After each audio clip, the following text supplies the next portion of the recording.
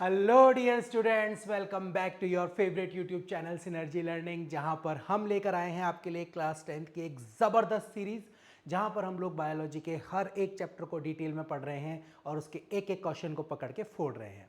Guys, last lecture अगर आप लोगों ने देखा था तो आपको पता होगा कि हमने एसेक्सुअल रिप्रोडक्शन कंप्लीट कर लिया है। हमने उसके सारे टाइप्स के बारे में बात कर ली, उनके डिफरेंसेस के बारे में बात कर ली। याद रखें बच्चों कि आपके बोर्ड के एग्जाम्स के अंदर और इवन अगर आप ओलंपियाड्स भी देते हैं या किसी और अच्छी कोचिंग का एंट्रेंस एग्जाम भी देते हैं तो वहां पर आप लोगों को डिटेल में और पॉइंट टू पॉइंट कंसेप्ट के बारे में पूछा जाता है। यानी इसका मतलब ये है कि अगर मैं आपसे फ्रेगमेंटेशन या फिर रीजनरेशन के बारे में पूछूं तो आप एक बार को लिख सकते हो, बट उनके बेसिक डिफरेंसेस क्या होते हैं, इन चीज़ों के लिए आप इन लेक्चर्स को ज़रूर देखें और आप लोगों को बहुत फ़ायदा मिलेगा। तो गाइज, आज के लेक्चर में हम लोग स्टार्ट करेंगे सेक्सुअल रिप्रोडक्शन, और आज जो मैं आप लोगों को पढ़ाने वाला हूं वो है सेक्सुअल रिप्रोडक्शन के इवेंट्स। बेसिकली ये इवेंट्स आप लोगों के कोर्स में यानी एनसीईआरटी में नहीं दे रखे हैं, पर अगर आप लोगों ने इनको पढ़ लिया तो आपको सेक्सुअल रिप्रोडक्शन के सारे इवेंट्स क्लियर हो जाएंगे। फिर आप कोई भी ऑर्गेनिज्म उठा लो, भले वो ह्यूमन हो, कोई दूसरा एनिमल हो, प्लांट्स हो, या कोई भी ऑर्गेनिज्म हो, अगर वो सेक्सुअल रिप्रोडक्शन कर रहा है तो कहीं ना कहीं वो इन्हीं इवेंट्स के अंदर अपनी प्रोसेस को दोहराएगा। तो चलिए शुरू करते हैं बिना किसी देरी के आज का लेक्चर।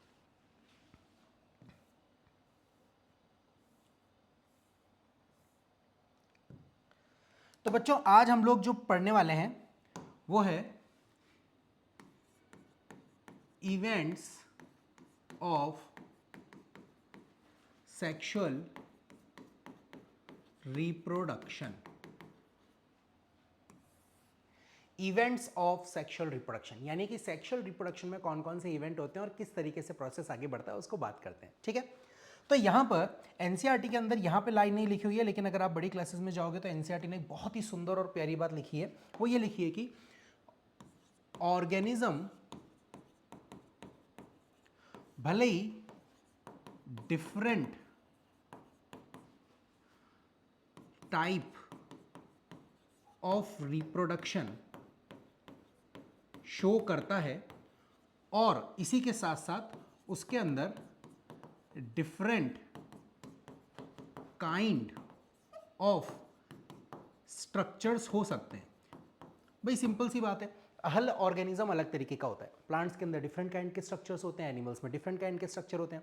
एनिमल्स में भी फिश के अंदर अगर मैं बात करूं, मैमल्स के अंदर अगर बात करूं, प्रिमिटिव ऑर्गेनिजम्स के बारे में बात करूं जैसे नॉन कॉर्डेट्स होते हैं, या फिर ह्यूमंस के बारे में बात करूं, यार सबके अंदर स्ट्रक्चर्स तो अलग ही होंगे ना यार, सिंपल सी बात है। लेकिन एनसीईआरटी ये साफ साफ लिखती है कि स्टिल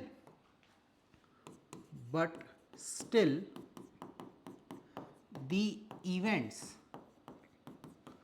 of sexual reproduction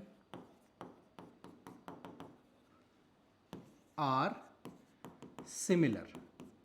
यानी कि जो इवेंट्स होते हैं सेक्सुअल रिप्रोडक्शन के वो एक जैसे होते हैं। इस लाइन का मतलब सीधा सीधा ये है कि भले ही ऑर्गेनिज्म डिफरेंट टाइप के हो सकते हैं, वो डिफरेंट टाइप ऑफ रिप्रोडक्शन का मोड शो कर सकते हैं। अगर वही सेक्सुअल रिप्रोडक्शन कर रहा है तो हम उसके बारे में बात नहीं कर रहे, लेकिन वो सेक्सुअल रिप्रोडक्शन भी कर सकता है। जैसे फंगस में स्पोर फॉर्मेशन होता है, हमने पढ़ा है, लेकिन ऐसा नहीं है कि फंगस सेक्सुअल रिप्रोडक्शन नहीं कर सकती, वो भी सेक्सुअल रिप्रोडक्शन कर सकती है। इसी के साथ साथ प्लांट्स के अंदर हमने देखा वेजिटेटिव प्रोपोगेशन होता है, बट प्लांट के अंदर सेक्सुअल रिप्रोडक्शन भी होता है, जो आपके कोर्स में हम लोग पढ़ने वाले हैं। तो कहती है एनसीईआरटी माता जी ये कि भैया भले ही ऑर्गेनिज्म के अंदर डिफरेंट टाइप ऑफ स्ट्रक्चर हो सकते हैं, उनका इंटरनल ऑर्गेनाइजेशन जो है ऑर्गन्स का वो अलग अलग हो सकता है, लेकिन जब वो सेक्सुअल रिप्रोडक्शन करेंगे तो वो सिमिलर टाइप के इवेंट्स को फॉलो करेंगे। जानना चाहेंगे कौन से इवेंट्स होते हैं? चलिए शुरू करते हैं। तो जो इवेंट्स होते हैं बेटा सेक्सुअल रिप्रोडक्शन के, उसको हम डिवाइड करते हैं किन पार्ट्स के अंदर। देखो ध्यान से समझने की कोशिश करते हैं। अगर मैं किसी एक ऑर्गेनिज्म की पूरी लाइफ साइकिल यानी कि बर्थ से लेकर के डेथ तक का, या अगली जनरेशन जब वो पैदा नहीं करता तब तक का, अगर मैं पूरा लाइफ साइकिल रिप्रोडक्शन की स्टेजेस के बेसिस में डिवाइड करूं तो कौन कौन से स्टेजेस बनेंगे उसको समझने की कोशिश करते हैं। देखो, सेक्सुअल रिप्रोडक्शन का जो सबसे मेन इवेंट होता है बेटा वो होता है फर्टिलाइजेशन।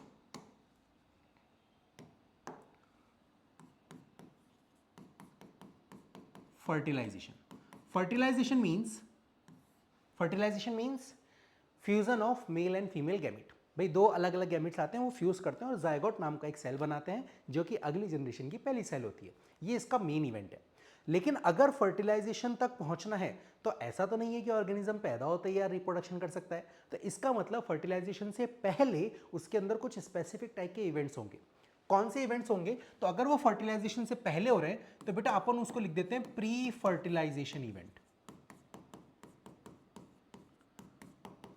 प्री फर्टिलाइजेशन इवेंट्स, ठीक है। और अगर वो फर्टिलाइजेशन के बाद हो रहे हैं तो सोच के बताओ जरा, पोस्ट फर्टिलाइजेशन इवेंट। पोस्ट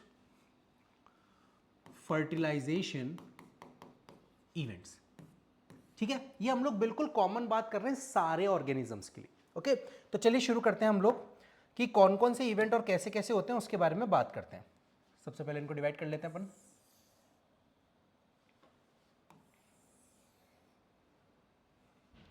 चलिए तो स्टार्ट करते हैं अपने इवेंट्स के बारे में। तो सबसे पहले अगर मैं किसी भी ऑर्गेनिज्म के बारे में बात करता हूं तो यार सबसे पहले क्या होता है भैया, उसका बर्थ होता है ना। अरे भैया जिंदगी में आने तो दो, इस धरती पे आने तो दो, आने दो, आ गया, ठीक है, बहुत बढ़िया, है ना। उसके बाद ये नहीं बोलना है कि भैया 10th कर लो उसके बाद मजे ही मजे, 11th कर लो उसके बाद मजे मजे, है ना। अगर तुम्हें कोई ऐसा बोल रहा है ना, बहुत बहुत बेवकूफ़ बना रहा है वो तुम्हें, है ना, कि भैया ये कर लो उसके बाद मजे ही मजे, मजे ही मजे कुछ नहीं होता मेरे लाल। ज़िंदगी में संघर्ष चलता रहता है और इन्हीं संघर्षों के बीच में जब हीरा मस्त तरीके से चमकता है तो उसकी शाइन पूरी दुनिया दिखती है। तो यार बात ऐसी है कि भाई ऑर्गेनिज्म का बर्थ हो गया है, अब उसको इस पूरी दुनिया के अंदर जीना है। बेचारे को आटे दाल का भाव पता चल जाएगा। कैसे पता चलेगा? देखो, तो सबसे पहले ऑर्गेनिज्म का बर्थ हुआ। अब बर्थ होते ही तो वो रिप्रोडक्शन कर नहीं सकता, यानी कि बर्थ के जस्ट बाद उसके अंदर जो पहली फेस आएगी उसको हम बोलेंगे बेटा जनरल ग्रोथ फेस।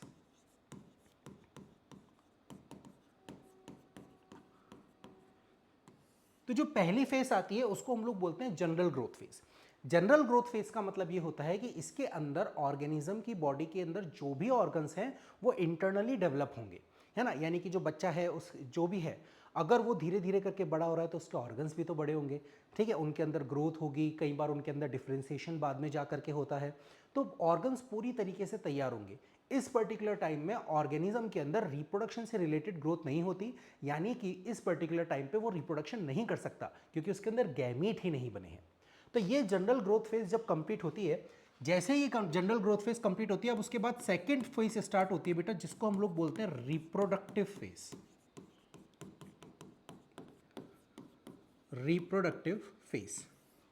अब रिप्रोडक्टिव फेज का मतलब यह है कि इस पर्टिकुलर टाइम पे ऑर्गेनिज्म की general growth somehow complete हो चुकी है, हो सकता है बाद में कंटिन्यू भी हो, लेकिन इस पर्टिकुलर टाइम तक ऑर्गेनिज्म इस लायक है कि अब उसकी बॉडी रिप्रोडक्टिव ऑर्गन्स के ऊपर बात कर सकती है। वो उनका डेवलपमेंट करेगी, कई बार उसको फॉर्म करेगी, है ना। जैसे प्लांट्स के अंदर फ्लावर का फॉर्मेशन होता है बाद में, लेकिन ह्यूमंस के अंदर तो रिप्रोडक्टिव ऑर्गन्स बर्थ से ही होते हैं, उसके बाद सिर्फ उनका डेवलपमेंट होता है। और तो और उनके अंदर कुछ चेंजेस आते हैं, जैसे फीमेल्स के अंदर साइक्लिकल चेंजेस आते हैं, मेल्स के अंदर टेस्टोस्टेरोन आता है तो स्पर्म का फॉर्मेशन स्टार्ट हो जाता है, ठीक है। धीरे धीरे करके उसके बारे में बात करेंगे। बट किसी भी ऑर्गेनिज्म के पैदा होने के बाद पहले उसे एक जनरल ग्रोथ फेज को पार करना होता है और उसके बाद जाके वो रिप्रोडक्टिव फेज में एंटर करता है। अब जब वो रिप्रोडक्टिव फेज में एंटर करता है तो इस रिप्रोडक्टिव फेज का देखो, सबसे पहले जनरल ग्रोथ फेज में आया, फिर उसके बाद रिप्रोडक्टिव फेज में आया। अब रिप्रोडक्टिव फेज के बाद हम बोलते हैं कि ये कंप्लीट हो गई, यानी कि ऑर्गेनिज्म ने अचीव कर ली है रिप्रोडक्टिव मैच्योरिटी। भैया मैच्योर हो गया वो, है ना। रिप्रोडक्टिव मैच्योरिटी जो है उसने पूरी तरीके से अटेंड कर ली है। अब रिप्रोडक्टिव मैच्योरिटी कर ली है, इसका मतलब वो रिप्रोडक्शन के लिए बिल्कुल रेडी है। अब अगर वो रिप्रोडक्शन के लिए रेडी है तो कहीं ना कहीं उसके अंदर गैमीट का फॉर्मेशन स्टार्ट हो जाएगा, क्योंकि यार ये गैमीट ही तो होते हैं ना जो एक जनरेशन से दूसरी जनरेशन के अंदर इंफॉर्मेशन यानी डीएनए को लेकर के जाते हैं। तो अब यहां पर स्टार्ट होगा बेटा गैमीट फॉर्मेशन, यानी कि सबसे पहला और मेन इवेंट यहां पर होगा जिसको हम लोग बोलेंगे गैमीटोजेनेसिस। ठीक है, क्या बोलेंगे? गैमीटोजेनेसिस। देखो जेनेसिस का मतलब ही होता है फॉर्मेशन। जेनेसिस वर्ड का जो मतलब है बेटा उसका मतलब ही होता है फॉर्मेशन, और गैमीटोजेनेसिस मतलब गैमीट का फॉर्मेशन, यानी कि यहां पर क्या हो गया? फॉर्मेशन ऑफ गैमीट्स स्टार्ट हो गया। फॉर्मेशन ऑफ गैमीट स्टार्ट हो गया। ठीक है, अब एक बार गैमीट फॉर्म हो गए तो उसके बाद क्या करेंगे गैमीट्स का, भैया चार थोड़ी डालना है रख के, अब उसको पहुंचाना पड़ेगा उसके दूसरे गैमीट के पास। यानी कि एक मेल गैमीट और एक फीमेल गैमीट, देखो दोनों अलग अलग बॉडी में भी बन सकता है, दोनों सेम बॉडी में भी बन सकता है। इसके बारे में हम बात करेंगे, जिसको यूनिसेक्सुअल और बाइसेक्सुअल ऑर्गेनिजम्स कहते हैं। बट कंडीशन ये है कि इस मेल गैमिट को इस फीमेल गैमिट के बाद फिजिकली पहुंचाना पड़ेगा। भाई एक दूसरे के पास पहुंचेंगे ना, वाईफाई से थोड़ी फर्टिलाइजेशन हो जाएगा। ऐसा थोड़ी होता है कि हाँ भैया फोन लगा दिया, तुम फर्टिलाइजेशन कर लो, मैं भी यहाँ से रेडी हूँ, ऐसा नहीं होता भाई। दोनों को फिजिकली एक दूसरे के पास पहुंचाना पड़ेगा। यानी कि यहाँ पर जो सेकेंड पॉइंट आएगा बेटा, वो आएगा गैमीट ट्रांसफर। यानी कि इन दोनों गैमीट्स को एक दूसरे के पास पहुंचाया जाएगा, फिजिकली ये दोनों एक दूसरे के पास पहुंच जाएंगे।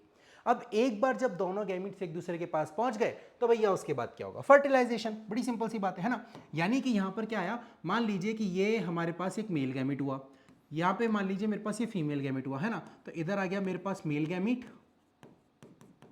ठीक है, इधर आ गया मेरे पास फीमेल गैमीट। अब ये मेल गैमीट और फीमेल गैमीट दोनों आपस में फ्यूज हो गए। ठीक है, देखो ये मेल गैमीट आया और ये फीमेल गैमीट आया, इन दोनों ने फ्यूजन किया। अब फ्यूजन की जब मैं बात कर रहा हूं तो याद रखो फ्यूजन जस्ट किसका अपोजिट है, फिजन का। हम लोगों ने पढ़ा था एसेक्सुअल रिप्रोडक्शन में फिजन होता है। वहां पे पहले न्यूक्लियस टूटता था, उसके बाद साइटोप्लाज्म टूटता था। यानी वहां पे पहले कार्योकाइनेसिस आता था, उसके बाद साइटोकाइनेसिस आता था। काइनेसिस मतलब टूटना है ना, तो पहले न्यूक्लियस टूटेगा, न्यूक्लियर फिजन होगा, उसके बाद साइटोप्लाज्म फिजन होगा। यहाँ पे उल्टा होगा। यहाँ पे जब ये दोनों गैमीट एक दूसरे के पास आएंगे तो यार सबसे पहले तो उनके साइटोप्लाज्म मिक्स होंगे ना। जैसे मान लो ये मेल गैमीट है, ठीक है, यहाँ पर इसका न्यूक्लियस है, ये देखो इस तरीके से, और ये फीमेल गैमीट हुआ, ये इसका न्यूक्लियस हुआ। तो सबसे पहले तो क्या होगा, इन दोनों के साइटोप्लाज्म का फ्यूजन होगा। यानी कि बेटा साइटोप्लाज्म की फ्यूजन को मैं यहां पर क्या नाम दे दूंगा, मैं यहां पे दे दूंगा साइटोगैमी। क्या नाम दे दूंगा मैं, साइटोगैमी। साइटो मतलब साइटोप्लाज्म, गैमी मतलब फ्यूजन। यानी कि यहां पर क्या हो जाएगा, फ्यूजन ऑफ साइटोप्लाज्म, है ना। तो यहां मैं लिख देता हूं फ्यूजन ऑफ साइटोप्लाज्म। भाई साइटोप्लाज्म का फ्यूजन हो गया, यानी कि हमारे पास कंडीशन किस तरीके से पहुंच गई कि ये देखो ये फीमेल गैमिट था और ये मेल गैमिट मान लीजिए इसमें फ्यूज हो गया। अब इसका भी न्यूक्लियस आ गया, इसका भी न्यूक्लियस आ गया। अब ये दोनों न्यूक्लियस आपस में एक दूसरे से फ्यूज करेंगे, यानी कि अब न्यूक्लियस का फ्यूजन होगा। और न्यूक्लियस के लिए हम लोग इस्तेमाल करते थे कौन सा वर्ड, बोलो बोलो जल्दी बोलो फटाफट। न्यूक्लियस के लिए हम लोग वर्ड यूज करते थे कार्डियन, ठीक है। यानी कि अब यहां पर क्या होगा बेटा, कार्योगैमी। अब यहां पर क्या हो जाएगा, कार्योगैमी, यानी कि fusion of nucleus, fusion of nucleus. अब साइटोप्लाज्म का फ्यूजन हो गया और तो और हमारे न्यूक्लियस का भी फ्यूजन हो गया। यानी कि फर्स्ट नंबर पे हुआ साइटोगैमी, सेकंड नंबर पे हुआ कार्योगैमी। और इन दोनों के बाद हमारे पास क्या बन के तैयार हो जाएगा बच्चा, हमारे पास बन के तैयार हो जाएगा अगली जनरेशन का पहला सेल, जिसको हम लोग क्या बोलेंगे, जायगोट। इसको हम लोग क्या बोलेंगे, जायगोट। यानी कि फर्टिलाइजेशन का मतलब होता है fusion of male and female gamete. आपको पता है फर्टिलाइजेशन के लिए एक और वर्ड इस्तेमाल किया जाता है, दैट इज सिनगैमी। इसके लिए एक और वर्ड इस्तेमाल किया जाता है सिनगैमी। और सिनगैमी कुछ भी नहीं है यार, सिनगैमी साइटोगैमी प्लस कार्योगैमी को मिला करके तुम सिनगैमी बोल सकते हो। तुम ऐसा बोल दो कि भैया सिनगैमी मतलब fusion of male and female gamete, और सिनगैमी में दो इवेंट होंगे। सबसे पहले साइटोगैमी होगी यानी साइटोप्लाज्म का फ्यूजन, और उसके बाद न्यूक्लियस का फ्यूजन हो जाएगा यानी कि कार्योगैमी, राइट। तो अब मेरे पास क्या बन के तैयार हो गया, जायगोट, है ना। अब जायगोट जो है वो अगली जनरेशन की पहली सेल है। यहां तक फर्टिलाइजेशन का काम कंप्लीट। अब जायगोट में आगे जाकर के क्या होगा, तो देखो ये मेरे पास जायगोट बन के रेडी है, ठीक है। ये मेरे पास क्या बन के रेडी है, ये मेरे पास जायगोट बन के बिल्कुल एकदम तैयार है, मस्त ताजा ताजा गर्मा गर्म जायगोट पेश है आपके लिए, ठीक है। अब इस जायगोट का क्या होगा, तो यार ऑर्गेनिज्म मल्टी सेल्यूलर होगा तो इस जायगोट को बहुत सारे सेल्स बनाने पड़ेंगे। यानी कि अब इस जायगोट के अंदर क्या हो जाएगा, अब इस जायगोट के अंदर स्टार्ट होगा सेल डिवीजन। इस जायगोट के अंदर क्या स्टार्ट होगा बेटा, सेल डिवीजन। और मैं आपको बताऊं यहां पर एनिमल्स में स्पेशल टाइप का सेल डिवीजन होता है। उस स्पेशल टाइप के सेल डिवीजन को हम बोलते हैं क्लीवेज। इस स्पेशल टाइप के सेल डिवीजन को हम लोग क्या बोलते हैं? क्लीवेज। अब क्लीवेज क्या होता है सर? ये कौन से टाइप का सेल डिवीजन होता है? देखो वैसे तो आपके कोर्स में नहीं है, बट मैं आपको इसे समझने के लिए बता रहा हूँ। क्लीवेज एक ऐसा सेल डिवीजन होता है जिसमें सेल का वॉल्यूम इंक्रीज नहीं होता, बट उसके अंदर लगातार न्यूक्लियस का डिवीजन होता रहता है। यानी मैं आपको सिंपल लैंग्वेज में समझाऊं, मान लो जायगोट इतना बड़ा था, ये सिंगल सेल था, इसी में डिवाइड होगा, इतने ही बड़े जायगोट में ये देखो 2 सेल बन जाएंगे लाइक दिस, समझ रहे हो? फिर इतने ही बड़े जायगोट के अंदर 2 से 4, 4 से 8, 8 से 16 ऐसे बनते जाएंगे बनते जाएंगे बनते जाएंगे। तो यहाँ पे इस तरीके की कंडीशन स्टार्ट हो जाएगी, देख पा रहे हो? तो इस तरीके के डिवीजन को, जहां पर सेल का वॉल्यूम इंक्रीज नहीं होता बट उसके अंदर लगातार मल्टीपल न्यूक्लियर डिवाइस होते रहते हैं, इसको हम लोग बोलते हैं क्लीवेज। अब क्लीवेज से हमारे पास क्या हुआ? बहुत सारे सेल्स बनके तैयार हो गए। अब उसके बाद क्या होगा यहाँ पे? तो पहला स्टेप तो हो गया मेरे पास सेल डिवीजन। अब दूसरा स्टेप क्या होगा? भैया ये जो सेल बने हैं अभी इनको कुछ नहीं पता है मुझे आगे जाके क्या करना है ना? जैसे कि क्लास 10th में तुम फालतू बैठे हुए हो कि यार क्या करेंगे आगे जाके, मैथ्स लेंगे या फिर बायो लेंगे, है ना, कॉमर्स लेंगे या फिर आर्ट्स लेंगे, यार दोस्त जो बोल रहा है वही ले लेंगे, मम्मी पापा जो बोल रहे हैं वही ले लेंगे, अभी तुम्हें कुछ नहीं पता। लेकिन as soon as you enter in the 11th class तुम्हें अपना सब्जेक्ट चूज करना पड़ेगा, तो तुम्हारा हिसाब किताब क्लियर हो जाएगा। उसी को बोल सकते हो तुम डिफ्रेंसिएशन। यानी कि अब ये जो इतने सारे सेल्स बने हैं ना बेटा, इनको बताया जाएगा कि तुम्हें आगे जाकर के करना क्या है। यानी कि जो सेकंड स्टेप यहां पर स्टार्ट होगा उसे हम लोग बोलेंगे बेटा cell differentiation. Cell differentiation.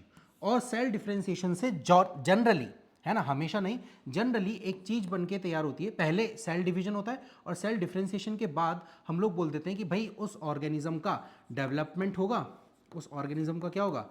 Development होगा। और डेवलपमेंट के बाद क्या हो जाएगा उसका?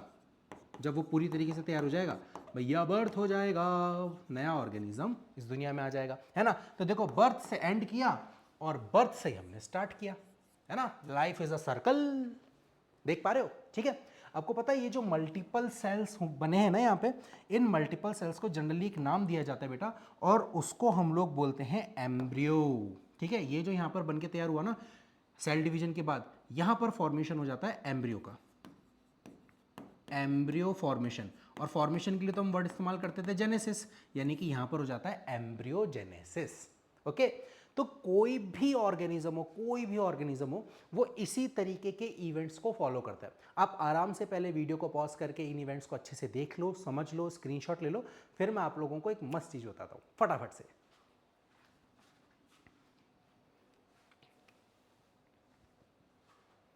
Okay, got it. चलिए तो शुरू करते हैं। तो बच्चों जैसा कि मैंने आपको बताया कि कोई भी ऑर्गेनिज्म हो वो exactly same to same pattern follow करेगा। बताऊं कैसे? जैसे अगर हम लोग प्लांट्स के केस में पढ़ेंगे, है ना, तो जैसे प्लांट्स के लिए हम लोग ग्रीन कलर तो भैया देखो ऑलरेडी यूज हो चुका है, एक काम करते हैं रेड कलर ले लेते हैं, है ना, नहीं रेड कलर तो एनिमल्स के लिए लेंगे, पिंक कलर ले लेते हैं। चलो, तो अगर मान लीजिए मैं प्लांट का सेक्सुअल रिप्रोडक्शन पढ़ रहा हूं, तो प्लांट का बर्थ यानी कि प्लांट में क्या हो जाएगा? जर्मिनेशन, है ना। प्लांट की जो जनरल ग्रोथ फेस होगी बेटा उसको हम बोल देंगे वेजिटेटिव फेस।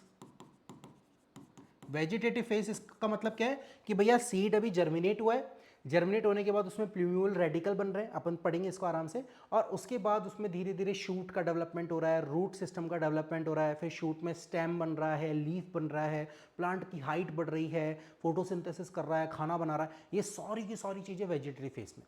लेकिन अगर मान लीजिए वो फ्लावरिंग प्लांट है, तो हमें कैसे पता चलेगा कि वो फ्लावरिंग प्लांट अपने रिप्रोडक्टिव फेस में एंटर कर गया? उसमें फ्लावर्स का फॉर्मेशन स्टार्ट हो जाएगा।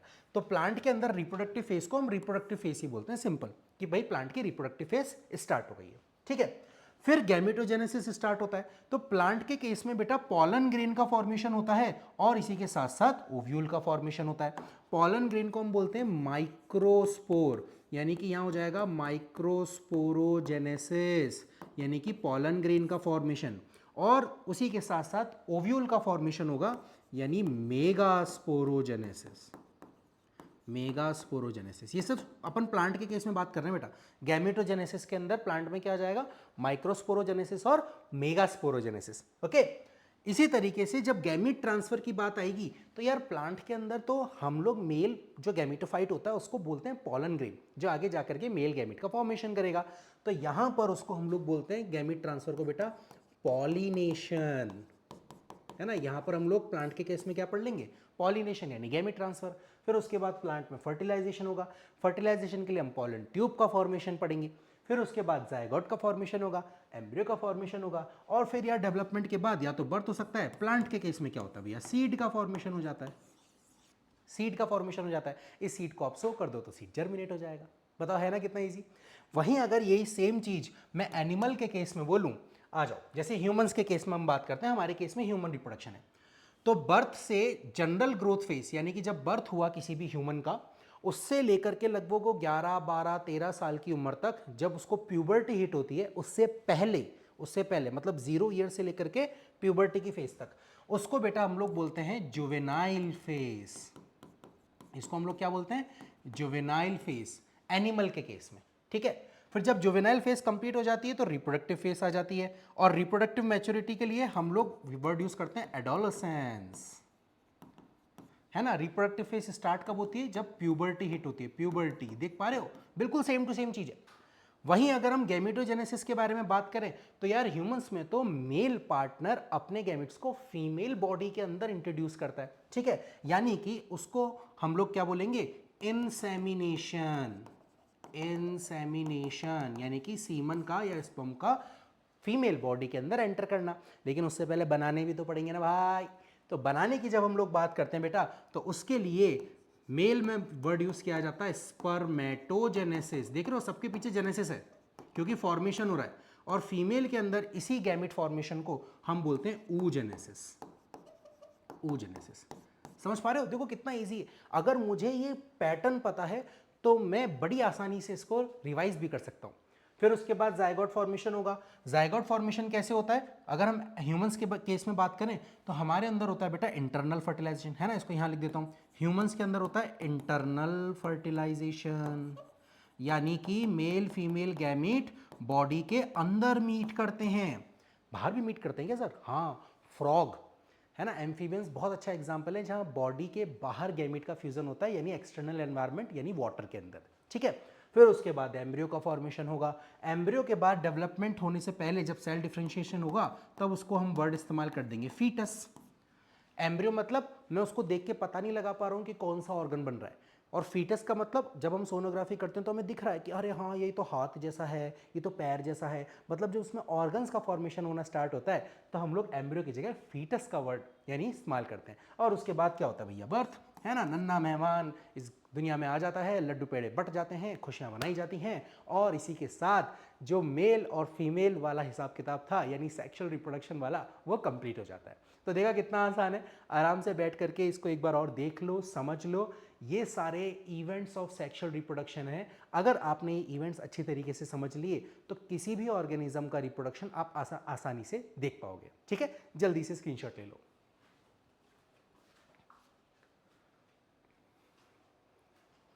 ओके, सो क्लियर हुआ अच्छी तरीके से, है ना। अब यानी इसका मतलब ये है कि अगर मुझे प्लांट का रिप्रोडक्शन समझना है तो मैं मेरे दिमाग में क्या रखूंगा कि यार मेरे को 3 फेसेस के बारे में पता होना चाहिए, प्री फर्टिलाइजेशन, फर्टिलाइजेशन और पोस्ट फर्टिलाइजेशन। प्री फर्टिलाइजेशन के अंदर क्या होगा भैया, प्लांट की सबसे पहले ग्रोथ होगी सीड जर्मिनेशन के बाद, फिर वो रिप्रोडक्टिव फेस में आएगा यानी फ्लावर का फॉर्मेशन होगा, फिर फ्लावर में एंड्रोशियम गायनोशियम बनेंगे, मेल फीमेल पार्ट अभी अपन पढ़ेंगे डिटेल में, टेंशन मत लो।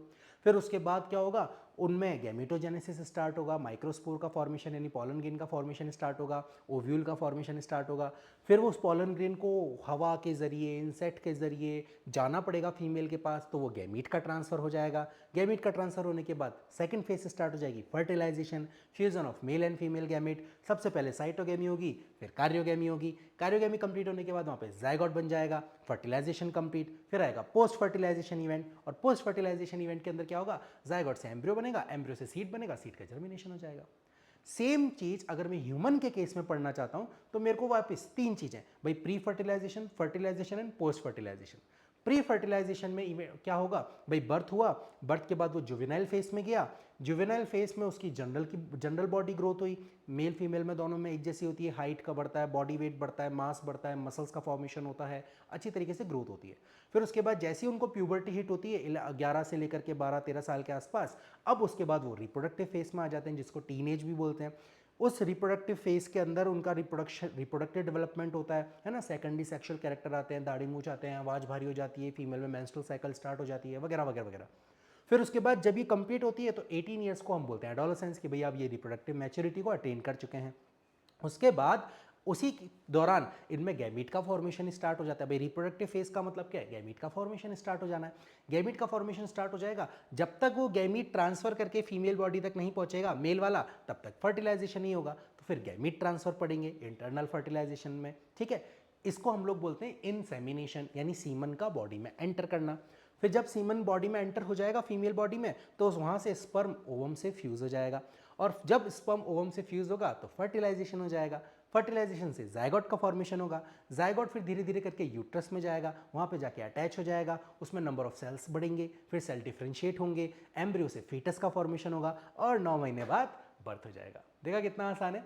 तो अगर हमने ये सेक्सुअल रिप्रोडक्शन के इवेंट्स अच्छे से समझ लिए तो कोई फर्क नहीं पड़ता यार, कोई भी ऑर्गेनिज्म आ जाए, हम सारे के सारे ऑर्गेनिज्म का सेक्सुअल रिप्रोडक्शन अच्छी तरीके से क्लियरली अपने दिमाग में बिठा पाएंगे। ओके, तो आई गेस आपको आज का लेक्चर बहुत ही अच्छा लगा होगा। ये बोनस लेक्चर की तरह समझ लेना, ये आप लोगों के कोर्स में नहीं है, लेकिन अगर आप लोग इन चीज़ों को समझते हैं तो आपके लिए आपका कोर्स बहुत ईजी हो जाएगा। अब नेक्स्ट वीडियो के अंदर हम लोग स्टार्ट करेंगे sexual reproduction in flowering plant, और उसके बाद human reproduction. Till then take care, मस्त रहिए, स्वस्थ रहिए, व्यस्त रहिए और जबरदस्त रहिए। See you.